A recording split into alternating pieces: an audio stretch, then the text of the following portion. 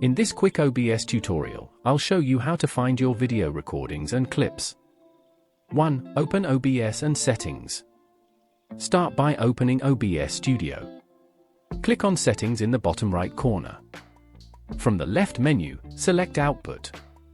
2. Locate the recording path.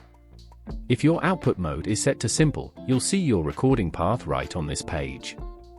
If your output mode is set to Advanced, switch to the Recording tab. Look for the Recording Path section. This is the folder where all your OBS recordings are saved.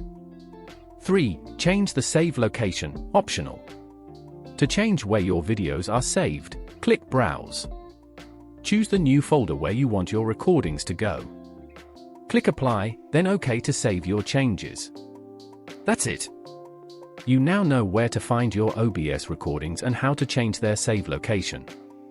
If you found this video helpful, don't forget to like, comment, and subscribe for more quick tech tips.